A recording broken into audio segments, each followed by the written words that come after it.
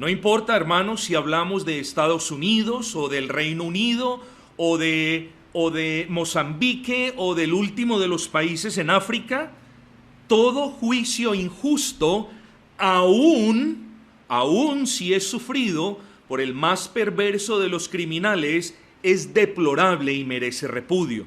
Yo quiero que usted me entienda que aun cuando un criminal es juzgado injustamente, por mucho que usted se pueda alegrar, eso es algo injusto. Una vez usted se alegre de que la justicia ha sido pervertida y trastocada, incluso en contra de un criminal, usted le está abriendo las puertas a una falta de criterio de su parte. Y repito, la justicia es justicia y la justicia no mira en realidad, no tiene miramientos para con el objeto de ella. Esto es muy importante tenerlo.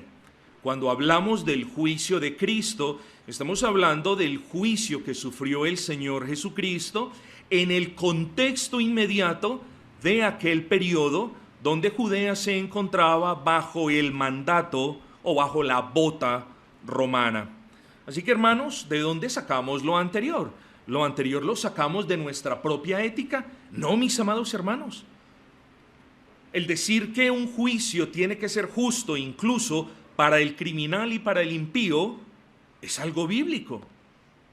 Proverbios 21:3 dice: hacer justicia y juicio es a Jehová más agradable que el sacrificio. Así que es claro que el Señor nos manda a participar en todo acto justo o correcto, pero también a gozarnos con lo que es justo y recto delante del Señor. Lo que sucede, hermanos, es que también muchos de ustedes vienen de un contexto donde les han enseñado que no pueden juzgar, que deben amar, que no somos nadie para juzgar, que es pecado emitir un juicio. Y la pregunta ¿es esto correcto? ¿Es esto bíblico? Esa no es lo que nos enseña la Escritura, mis hermanos. Y todo esto es bueno traerlo como prefacio o preámbulo del sermón. Usted lo debe entender. ¿Es pecado si juzgamos apresuradamente? ¿Es pecado si juzgamos injustamente? ¿Es pecado si juzgamos con motivaciones oscuras? Eso es pecado. Pero juzgar lo que es justo no es pecado.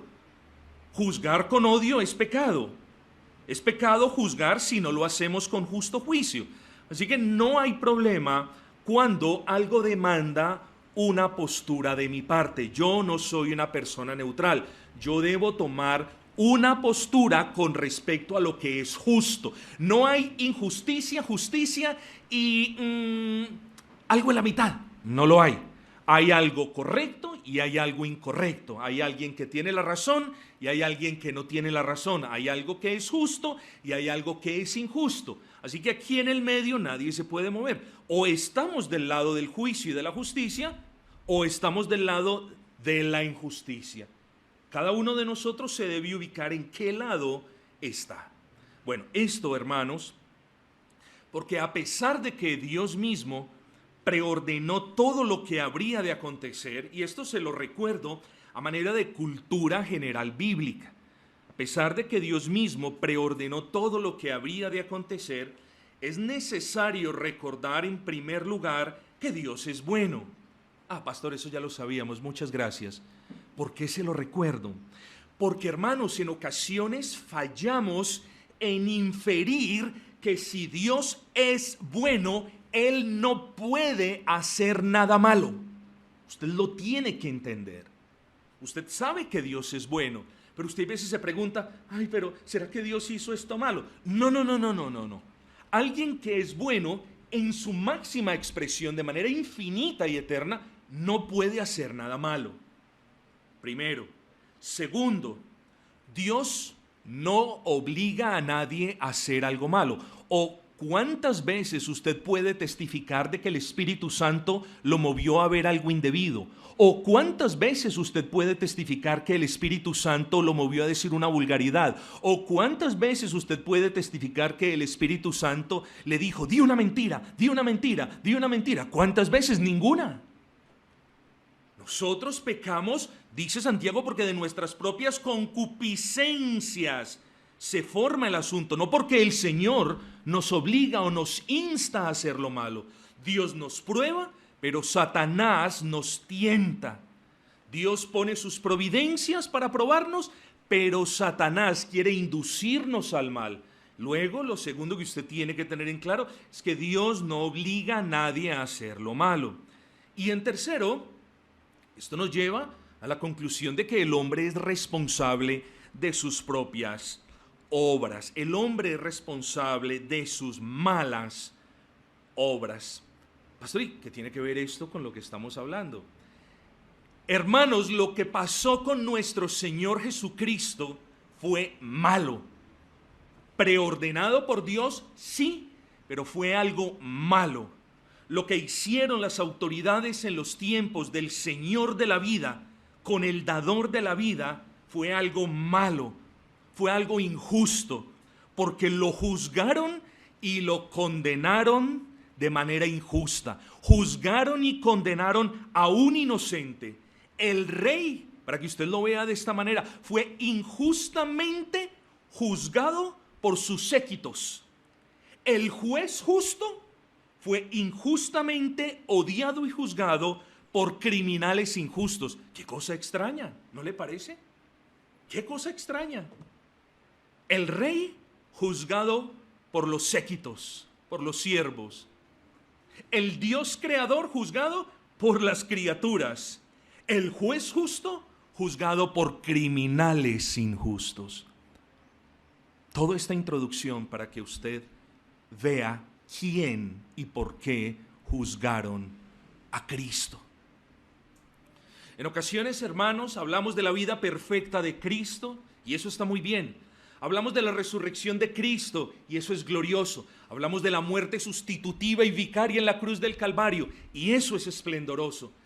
Hermanos, ¿y cuándo nos hemos sentado o detenido a meditar en los juicios que sufrió Cristo? En la injusticia de los juicios de Cristo, en las implicaciones de los juicios de Cristo. ¿Cuándo usted se ha preguntado, ¿será, Señor, que yo he juzgado mal a Cristo?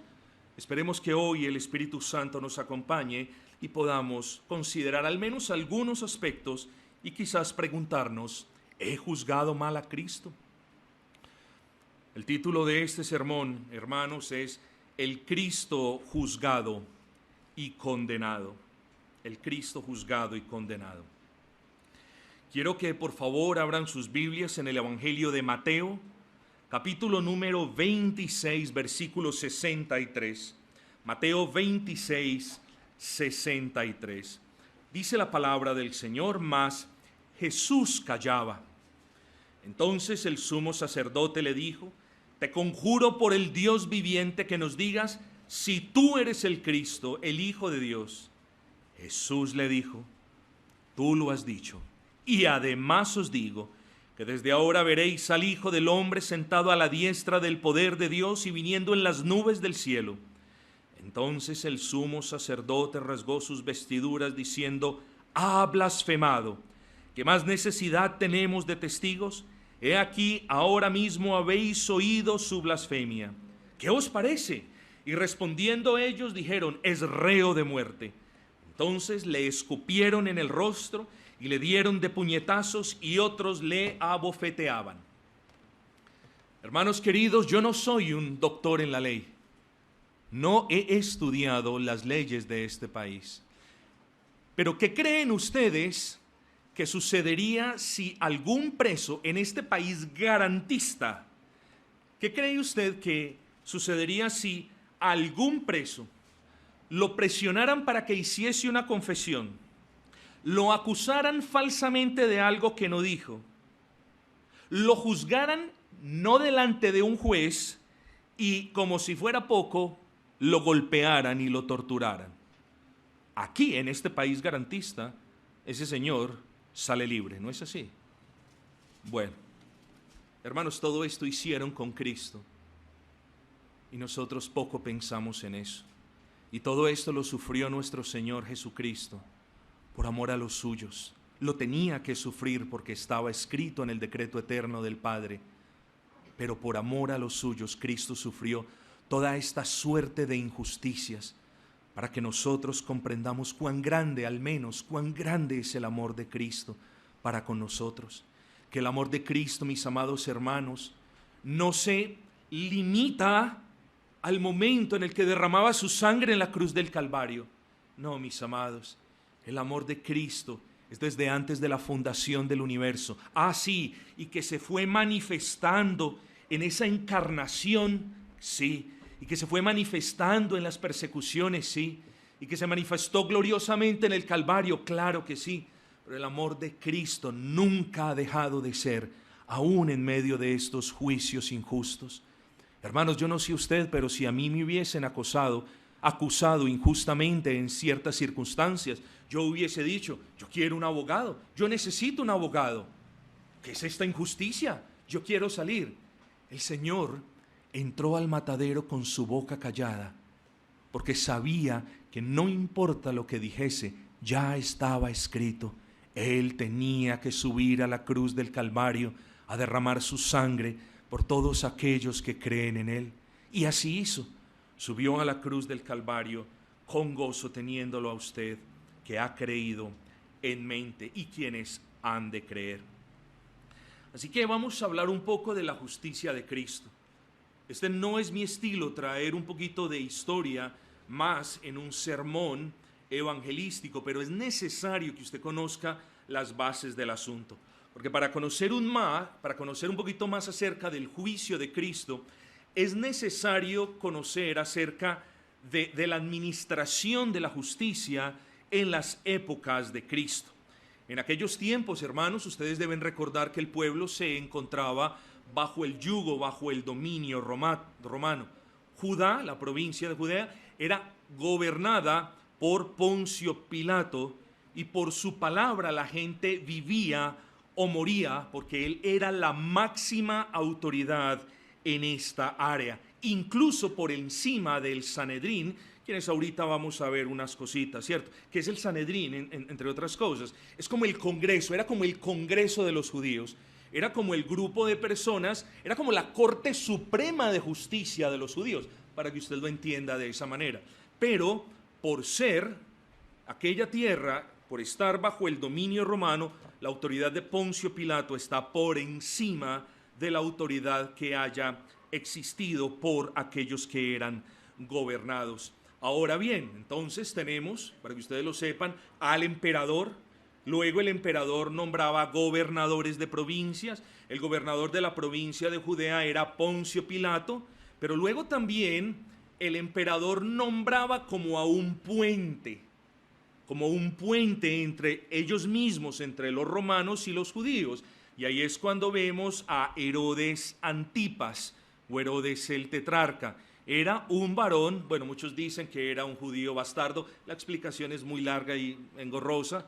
Bueno, no, era hijo de un judío con una madre samaritana, y la historia va más largo que eso, pero bueno, eso es otro asunto, hermanos. Entonces tenemos al emperador romano, tenemos aquel que él designaba Poncio Pilato, tenemos, hermanos, a Herodes Antipas, que era una suerte de rey, que era simplemente un títere de Roma, pero era una suerte de rey, para simplemente resumir el asunto. Todos ellos, hermanos, pervirtieron el curso de la justicia. Pilato actuó injustamente en contra de Cristo. Herodes actuó injustamente en contra de Cristo. El Sanedrín actuó injustamente en contra de Cristo, hermanos. Todos ellos condenaron o por ignorancia o por odio al inocente, pero todos ellos terminaron siendo partícipes de haber matado al autor y al dador de la vida. Ahora, hermanos, habiendo dicho esto, que es algo somero, superfluo en realidad, en términos de la historia, es bueno que usted sepa cómo fue capturado el Señor Jesucristo. Yo les leo este versículo, Marcos 14:43. Luego, hablando él aún, vino Judas, que era uno de los 12, y con él mucha gente, con espadas y palos de parte de los principales sacerdotes y de los escribas y de los ancianos. Hermanos, el traidor encabezaba este grupo de personas que venían al Señor de noche, algo que no era legal, hermanos, pero vinieron al Señor de noche. Y aquellos que se suponía eran conocedores de la ley, enceguecidos por su odio, venían al Señor, alguaciles, venían al Señor con palos y con espadas y antorchas, como si Él fuera un criminal. Recordemos las palabras de Cristo. ¿Como contra un criminal habéis venido? ¿Por qué no me capturasteis de días? No solamente ahí vemos la ilegalidad de la captura de noche, sino vemos la cobardía de estos dirigentes al no capturarlo de día. Vamos viendo todas esas cuestiones. Pero mis amados hermanos, yo no los voy a aburrir a ustedes con mucha historia.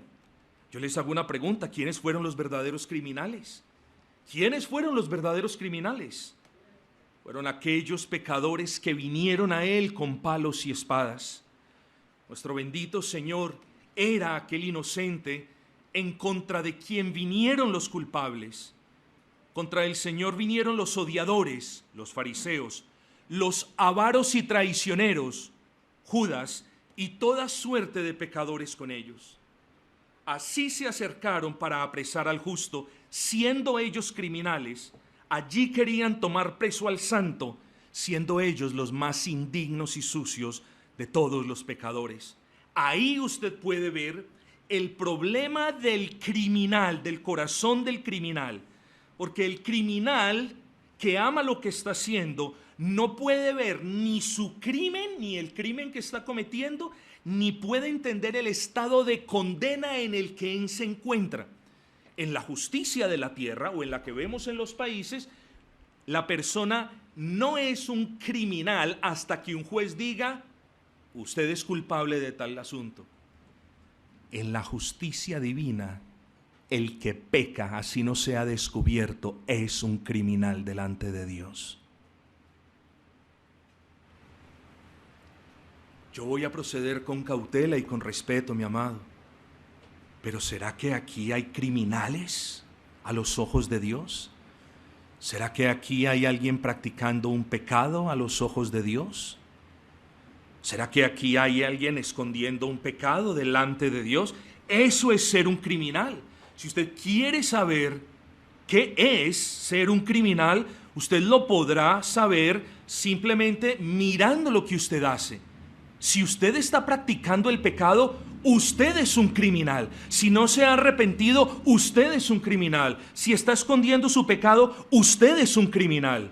Oh, ¿quién nos dijo que nosotros vamos a ser declarados o usted va a ser declarado como criminal cuando se presente delante de Cristo? No. Si usted está en pecado y no se ha arrepentido de su pecado, delante de Dios es un criminal. Y hoy le urjo a buscar a Cristo porque es la única esperanza que usted tiene. ¿Usted cree que va a ser declarado criminal en la parucía, en el día del regreso de Cristo? No, mi amigo. Esa no es la enseñanza de la Escritura. La enseñanza de la Escritura dice que quien se rehúsa a creer en Cristo ya está condenado. Ya lo está, mis amados. No se engañe esperando algún milagrito extraño y místico de que usted cuando muera, quizás Dios lo declare como inocente. Si Dios no lo da salvación en esta tierra, si Dios no lo declara como inocente por medio de la fe en Cristo, usted es un criminal. ¿Y qué hacen los criminales? Los criminales se juzgan equivocadamente a sí mismos y juzgan equivocadamente a los demás. Oh, mis amados hermanos, usted sabrá si es un criminal delante de Dios, si su conciencia le dice: Dios aborrece el pecado que tanto amas. Y por ese pecado mereces la muerte eterna. Pero si es que su conciencia no le dice eso, yo le alerto. Si su conciencia, si usted está practicando algún pecado, y si su conciencia no lo chuza, si su conciencia no le amarga la vida, si su conciencia no lo está apoyando en cada momento, hermano o amigo, tenga cuidado. Y que me permita el Señor alertarlo hoy en el nombre de Cristo, porque cuando una persona está practicando el pecado y ya su conciencia no le habla en el mismo tono altico en el que le solía hablar al comienzo de la práctica del pecado, esto es síntoma de que probablemente su conciencia se esté cauterizando, su corazón se esté endureciendo y el pecado sobre usted esté reinando. Tenga cuidado, por favor. No desprecie las palabras de este sermón. Claro, no serán las más hermosas, ni el mejor de los sermones predicados en la tierra, pero es el sermón que Dios trajo para su alma, para su corazón en la mañana de hoy. No lo desprecie. Examínese, pues, mi amado. Así que si de aquellos criminales que vinieron en contra de Cristo, se puede decir que vinieron, o la Escritura dice, que vinieron alzando palos y espadas, de todo inconverso quizás también se pueda decir, ellos también vienen en contra de Jesús. Ya no alzando palos o espadas, pero elevando sus corazones en su propia justicia y desechando el perdón que el Señor ofrece. Eso es sublevarse en contra de Cristo también. Cuando el corazón del pecador se alza, cuando el corazón del pecador lleva a que se aleje de la realidad, lleva a ver sus pecados más pequeños, cuando el corazón del hombre que persiste en el pecado se endurece, menos y menos va necesitando de Cristo. Y yo me pregunto si ese es el caso en algunos de los aquí presentes. Entonces, ¿quién debe ser capturado? No el justo, sino el criminal, ¿no es así? Usted debe ser capturado. Usted debe ser esposado. Usted debe ser llevado con palos y espadas y antorchas delante del juez. Y no lo ha sido. Fue Cristo quien sufrió esta situación para mostrarnos la grandeza de su amor y la eternidad de su longanimidad para con todos los suyos. Amigo, ubíquese en el lugar que le corresponde. Cristo está en el trono y nosotros debemos estar delante de Él, postrados, pidiendo perdón por nuestros delitos, crímenes y transgresiones. Pero hablemos del juicio de Cristo, ya no de su captura. Hablemos del juicio de Cristo. Podemos hablar muchas cosas. Hablemos del juicio en la casa de Anás. Primero, no fue hecho en horas establecidas, no fue hecho en el lugar establecido. Pero como si todo lo anterior fuese poco, al indiciado, a Cristo, le pegaron, lo golpearon, lo torturaron. 65 de Marcos 14, y algunos comenzaron a escupirle y a cubrirle el rostro y a darle de puñetazos y a decirle profetiza, y los alguaciles le daban de bofetadas. El juicio de Caifás en el Sanedrín, no estaba la totalidad del Sanedrín, y como si fuera poco, buscaron testigos falsos. Mateo 26, 59. Y los principales sacerdotes y los ancianos y todo el concilio buscaban, estaban desesperados por encontrar falso testimonio contra Jesús. ¿Para qué? Para entregarle a muerte. Y no lo hallaron, aunque muchos falsos testigos se presentaron. Segundo juicio en contra del Señor, llevado de una mala y perversa manera. El juicio ante Pilato. La conciencia le dice, la primera vez que Cristo vio a Pilatos, este hombre es inocente. Pero por miedo a una revuelta le dice, oye, que lo vea Herodes. Eso está en Lucas 23:7. Ahora el juicio ante Herodes. Si bien Herodes se burla del Señor y lo ridiculiza de manera impía, en realidad lo que Herodes hace es mostrar el poco interés que tenía en el asunto. El punto es, Herodes no lo condena, lo volvió a enviar a donde Pilato. Y luego ya, en este cuarto o quinto, como usted lo quiera ver, juicio en contra del Señor, los maliciosos judíos, y miren la maldad cómo avanza, los maliciosos judíos sabían que ellos no podían apedrear, no podían ellos matar a Cristo por blasfemia. ¿Por qué? Porque si bien la ley así lo decía, ellos estaban bajo el dominio romano que no les permitía ejecutar juicio con sus propias manos. Pero también sabía que Pilato no podía crucificarlo por blasfemia. ¿Por qué? porque ese delito no estaba contemplado o tipificado en el Código de Justicia romano. Entonces, ¿qué hicieron? Sencillo. Dijeron, cambiaron las acusaciones de blasfemia a decirles, como él dice que él es el Cristo, y ellos lo reconocen, y Cristo es el Rey, y luego dijeron mentiras. Él dice que ningún tributo se le puede dar al César. ¿Entendieron el punto? Mentiras. ¿Cristo dijo eso alguna vez? Ninguno. ¿Qué dijo por el contrario? Al César lo que es del César y a Dios lo que es de Dios. Estos judíos vagabundos, miserables, fueron unos mentirosos, unos calumniadores, y de eso podemos aprender nosotros. No crea que yo aborrezco a los judíos, no. Pero que hay que llamarlos como son y hay que darles la responsabilidad que bíblicamente tuvieron. Ellos fueron los artífices, los autores intelectuales de la muerte de Cristo. Y si se los hubieran permitido, también hubiesen sido los autores materiales de ella. Entonces le pregunta a Pilatos, ¿eres tú el rey de los judíos? Ya en este momento era algo que él no podía negar y Cristo dice, sí, tú lo has dicho. Cristo no niega ser el Cristo, el rey de los judíos, pero luego Cristo hace una aclaración muy sabia. Ojo, dice, mi reino no es de este mundo. Y al decir Cristo, mi reino no es de este mundo, dejaba a Pilato sin ningún tipo de argumento, porque entonces ya Cristo como rey no entraba a competir con el reino del César. Miren la sabiduría de Cristo, mis hermanos. Así que en este punto Pilatos quizás decidió azotar a Cristo y liberarlo, pero todos sabemos lo que termina sucediendo. Hermanos, a Herodes claramente Cristo no le importaba en lo más mínimo.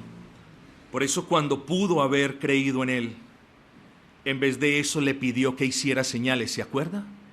Que Herodes quería verlo, porque había escuchado muchas cosas de él y porque quería verlo haciendo un prodigio.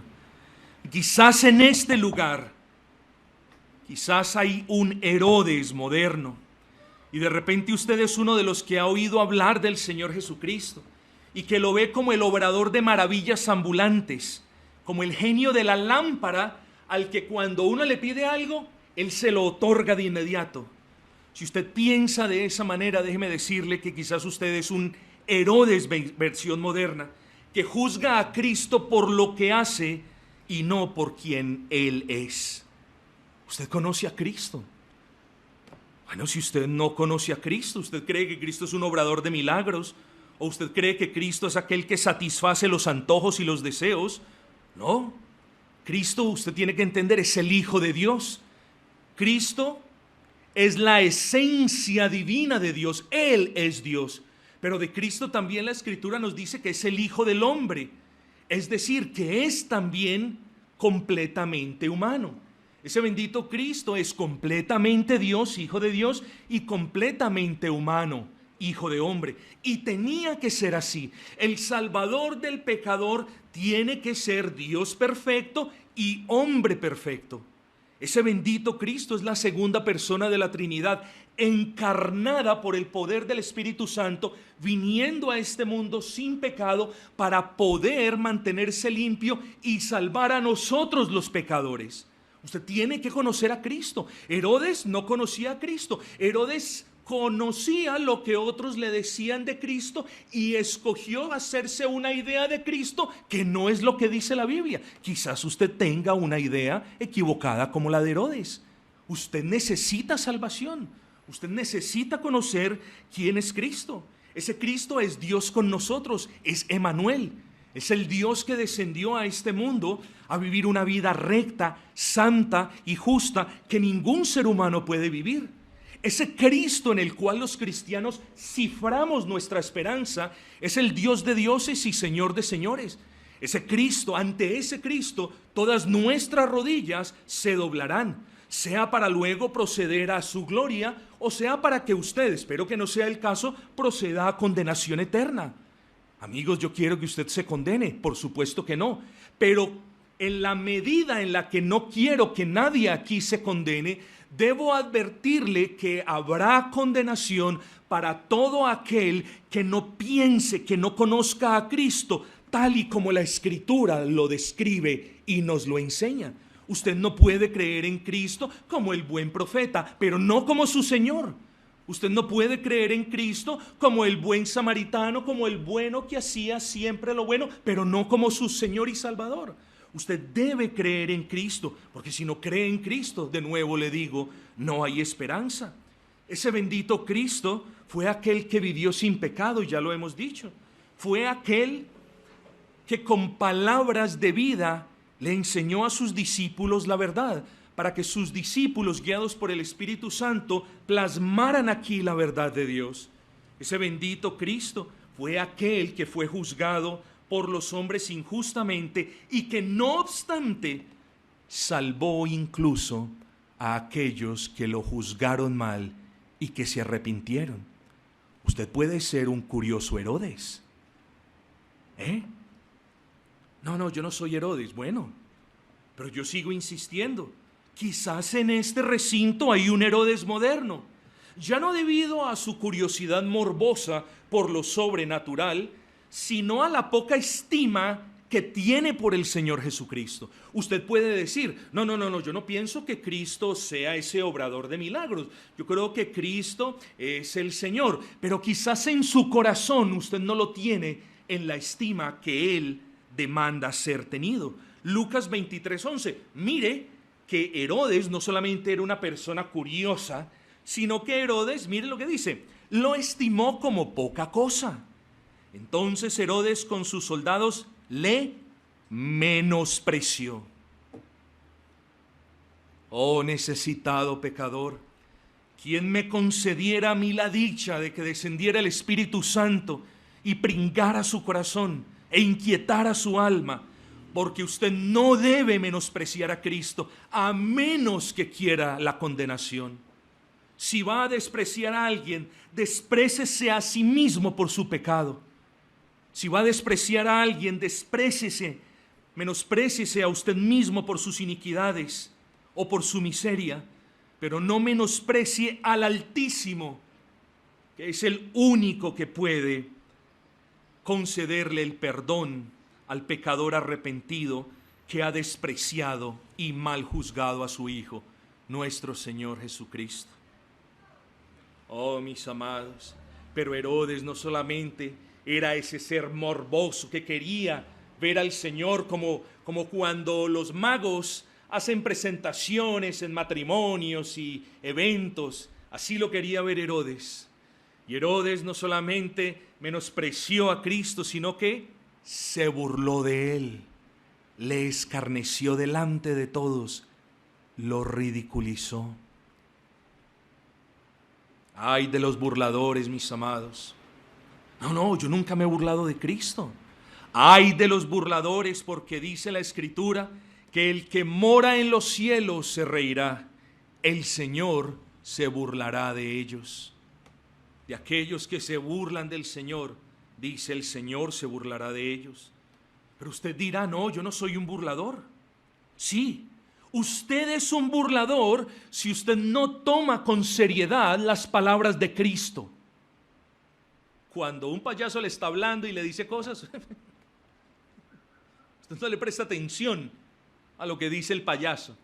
Capta unas cosas y se ríe de lo que dice el payaso. Pero mis amados hermanos, es Cristo quien está hablando a su corazón. Un burlador es el que dice, no puede ser. Un burlador es el que dice, no es palabra de Cristo. Un burlador es el que no le presta atención a las palabras de Cristo. No se burle de su palabra, mis amados. No se burlen de su palabra ni de sus amenazas, porque Él puede darle el infierno que usted merece, cerrándole así las puertas del cielo que usted desea, pero que no merece. Búrlese de su necedad, burlémonos de nuestra necedad, pero no se burle ni de Cristo ni de sus palabras, mis amados hermanos. No participen de la burla que otros hacen de Cristo, ni de manera directa o indirecta, ni en chistes, ni por grupos, ni en televisión. séale fiel a Cristo aun cuando la iglesia no tiene los ojos puestos sobre usted. No se burle del Señor, ni de manera directa o indirecta. Y cuando usted sospeche que se ha burlado del Señor, no espere más, sino venga delante de Él, que allí está el buen Salvador para perdonar. Pero Herodes, no, yo no soy Herodes quizás. Yo no pienso de Cristo como el obrador de milagros. Yo no pienso de Cristo como si fuera poca cosa. Y yo no me he burlado de Cristo. Para Pilatos, claramente Cristo era inocente, ¿no es así? Pero a él le importaba más congraciarse con los judíos y proteger su cargo que hacer lo correcto. Por eso Pilatos, cuando pudo haber creído en él, en vez de eso, creyó que lavándose las manos se lavaba del juicio que sobre él vendría. Amigo, quizás usted sea un Pilatos moderno. De repente usted es uno de los que ha oído hablar del Señor Jesucristo, pero teme creer en Él por el qué dirá de su familia. Le avergüenza que su familia sepa que usted es un cristiano. Le da pena decirle a su familia: yo debo honrar al Señor en su día y por eso me voy a pasarlo en la iglesia. Le da pena testificar de su Salvador. Le da pena evangelizar. Usted quizás es un Pilatos moderno. Cree en Cristo, al menos cree que Él es inocente, pero se avergüenza de hacer justicia con la verdad de la persona de Cristo. Quizás usted es un Pilatos moderno por las consecuencias que esto pueda tener en sus funciones como empleado. Quizás usted sea un Pilatos moderno cuando no ve falta en Cristo, pero termina dándole la espalda a su persona y a sus promesas porque quiere quedar bien con el mundo. Eso es ser un Pilatos moderno. No quiero pagar el precio. No estoy preparado para pagar el precio. Yo mejor le doy la espalda a Cristo por un momento. Usted nunca piensa cuando le da la espalda a Cristo, usted nunca piensa, le voy a dar la espalda a Cristo del todo. No, usted sabe que eso sería apostasía. Pero en ocasiones el creyente es tan sinvergüenza que le da la espalda a Cristo y dice: solo se la voy a dar por un momento, luego me arrepiento. Estás añadiendo pecado al pecado, querido amigo o hermano. Ser un Pilatos moderno es creer que en Cristo no hay falta, pero no obstante querer congraciarse con el mundo. O quizás usted es un Pilatos moderno, en el sentido de desechar a Cristo, pero de echarle la culpa a los demás, creyendo que eso lo librará de pecado. No, quizás usted, voy a desechar a Cristo porque mi papá, que es cristiano, no me da un buen testimonio. ¿Usted cree que sacar como argumento que su papá, siendo cristiano y no es de buen testimonio, usted cree que eso lo va a justificar delante de Dios? No, voy a dejar a Cristo porque el hermano que preside, que es de muy buen testimonio, luego el hermano cometió un error. Voy a dejar a Cristo. Ya no voy a volver a la iglesia. Eso es ser un Pilatos. ¿A usted quién le dijo que lavarse las manos lo va a liberar de la culpa de su pecado? Tiene que pensar en estas cosas. Pilato, la escritura dice que Pilato tomó agua y se lavó las manos delante del pueblo diciendo: inocente soy yo de la sangre de este justo. Pero la palabra de Dios deja zanjado el asunto cuando dice: el que a ti me ha entregado, mayor pecado tiene. Pilato se pudo haber lavado las manos con lejía, con amoníaco o con lo que usted quiera. Y Cristo le dice: pero Judas, el que me entregó, y los alguaciles y los del Sanedrín que a ti me entregaron, tienen mayor pecado que tú. Es decir, tú, Pilatos, también estás pecando en esta injusticia. ¿Quién nos enseñó que decir o echarle la culpa a otros nos exonera de la culpa a nosotros? No, tenemos que tener cuidado. Queridos amigos, la Biblia no le dice a usted nada ni de la salvación de Herodes, ni de la de Pilatos, pero sí le advierte a usted que no participe en un juicio injusto contra Cristo hoy como ellos lo hicieron hace más de 2000 años. Cristo fue juzgado por odio porque querían condenarlo, pero si usted quiere ser salvado, debe mirar a Cristo de manera contraria a como Él fue juzgado. Los líderes religiosos lo juzgaron como a un blasfemo, pero usted lo debe mirar como lo que Él es. Él es el Hijo de Dios. Él es la verdad encarnada, el Verbo de Dios encarnado. Él es el Santo de todos los santos. Herodes lo juzgó como poca cosa y se burló de él, pero usted debe humillarse delante de él para que por la gracia del Señor usted vea su pequeñez y entienda detenidamente el esplendor de la grandeza de Cristo. Querido amigo, le estoy poniendo estas cuestiones inherentes a los juicios injustos que sufrió Cristo para que usted mire a Cristo y juzgue a Cristo con justo juicio. Amigo, si usted me juzga a mí injustamente, usted podrá ser salvo. Pero si usted juzga a Cristo injustamente, como lo hicieron Herodes, Pilatos y los judíos, no hay esperanza para usted. Porque usted con un ser humano se puede equivocar, pero usted con el ser divino, con Cristo, con el Dios de dioses y el Señor de señores, no se puede equivocar. Las equivocaciones con los hombres son suficientemente ya incómodas e incluso en algunos casos serias. Las equivocaciones al respecto de lo que pensamos de la persona de Cristo, de la vida gloriosa y santa de Cristo, de la muerte sustitutiva y de la resurrección gloriosa, tienen consecuencias trascendentales y eternas para el alma del ser humano.